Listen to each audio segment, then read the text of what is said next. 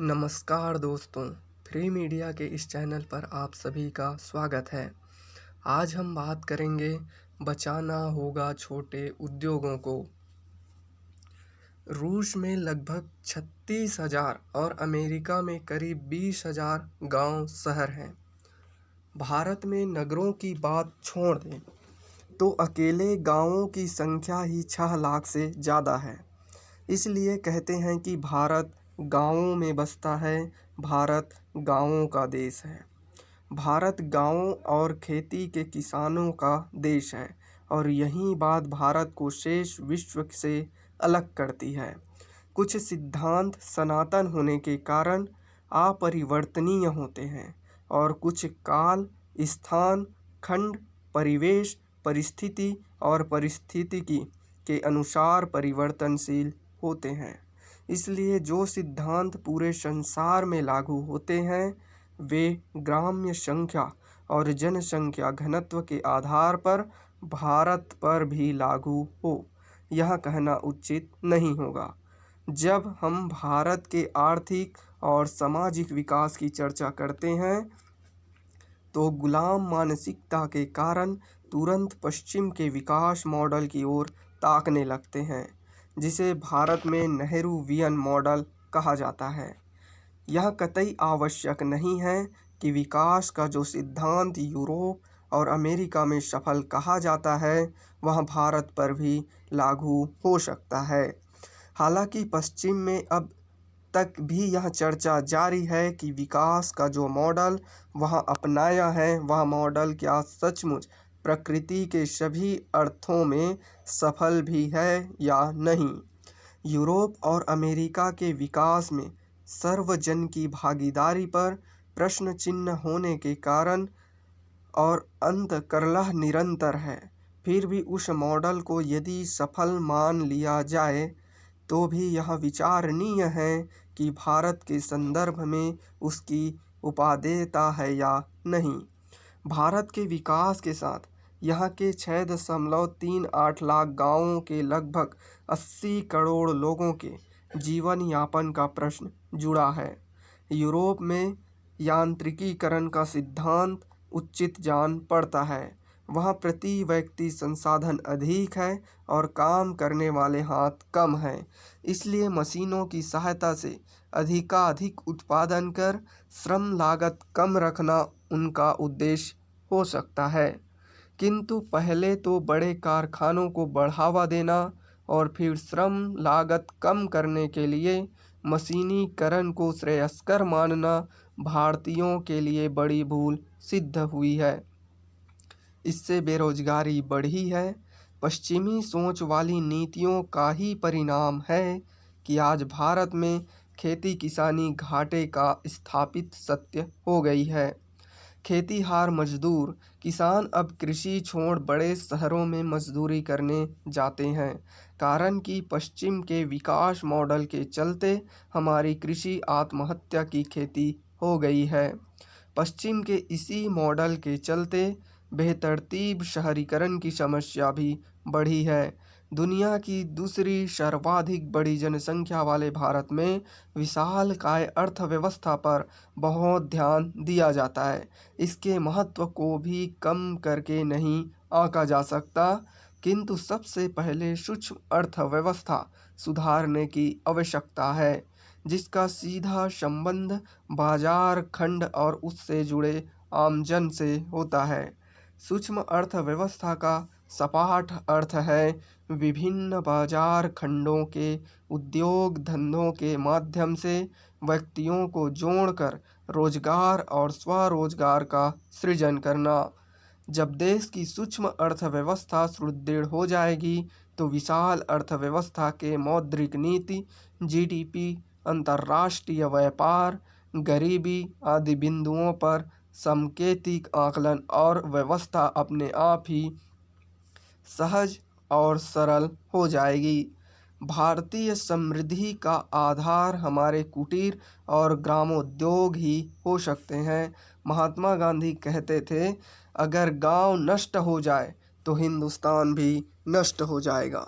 आज शहर गांवों की सारी संपत्ति खरीद लेते हैं। इससे गाँवों का नाश हो रहा है। ग्रामीण कर्ज के बोझ से दबे हैं। मैं जिस देहात की कल्पना करता हूँ वह देहात जड़ नहीं होगा, वह शुद्ध चैतन्य होगा। अंग्रेजों से पहले तक कुटीर उद्योगों के बूते भारत सोने की चिड़िया कहलाता था और भारत की साख आज के वाशिंगटन, मॉस्को, लंदन और पेरिस से कहीं ज़्यादा थी। तब विदेशी भारत के विकास की गौरव गाथाएं सुनकर खींचे चले आते थे। कुटीर उद्योगों पर सबसे बड़ा प्रहार अंग्रेजों के समय ही हुआ। ईस्ट इंडिया कंपनी ने कपड़ा, चाय, यहाँ तक कि नमक जैसी चीज़ों पर अपना एकाधिकार स्थापित कर लिया। उस समय भारतीयों को नमक बनाने का भी अधिकार नहीं था और इंग्लैंड से आने वाले नमक के लिए भारतीयों को कई गुना अधिक कीमत चुकानी पड़ती थी। तब 1930 में गांधी जी को नमक आंदोलन भी करना पड़ा।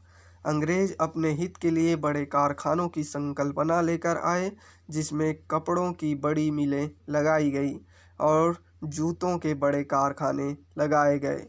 इससे हमारे शताब्दियों से चले आ रहे कपड़े और जूते जैसे व्यवसाय ठप हो गए। अब जो हाल है उसमें परिवार बढ़ने से जमीनों का बंटवारा हो गया।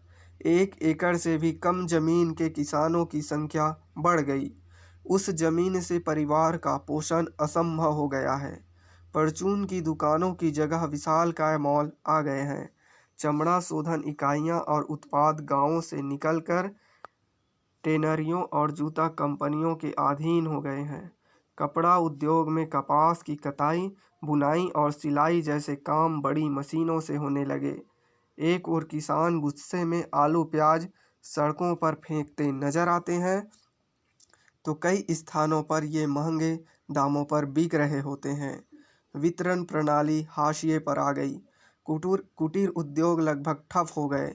कृषि यंत्र कभी गांव का लुहार गढ़ता था, अब खुरपियां और फावड़े मशीनों से बनने लगे। यहाँ तक कि चीन से आयात करते हैं। हम खरबों रुपये की विदेशी मुद्रा चीन से निर्मित मोबाइल फ़ोनों पर गंवा रहे हैं।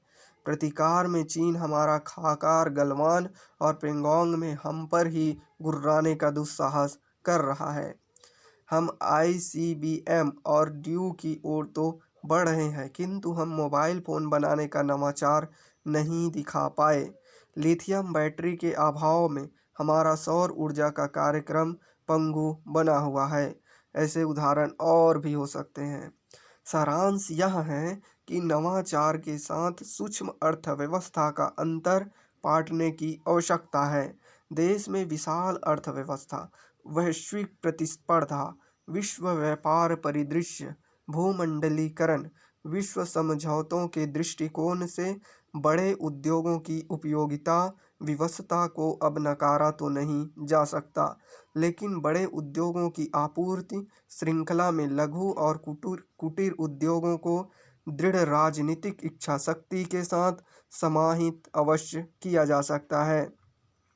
किंतु यहाँ सावधानी रखनी होगी कि बड़े उद्योगों का विकास लघु और कुटीर उद्योगों की कीमत पर ना हो, ताकि रोजगार के अवसर अधिकाधिक सृजित हो सके।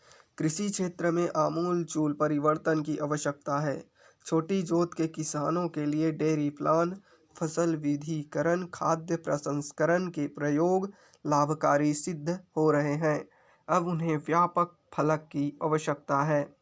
भारत की अर्थव्यवस्था को नोटबंदी और GST सुधारों के कारण भारी झटके झेलने पड़े। इनका प्रभाव लंबे समय तक बना रहेगा। अब देश कोरोना महामारी से जूझ रहा है।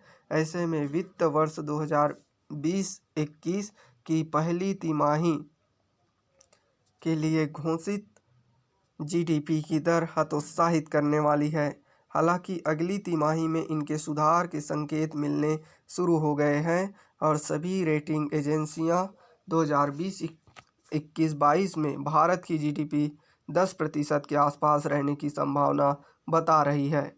किंतु वर्तमान स्थिति में अर्थव्यवस्था को गति के लिए आवश्यक है सरकार ऐसे उपाय करे कि मांग में तेजी आए।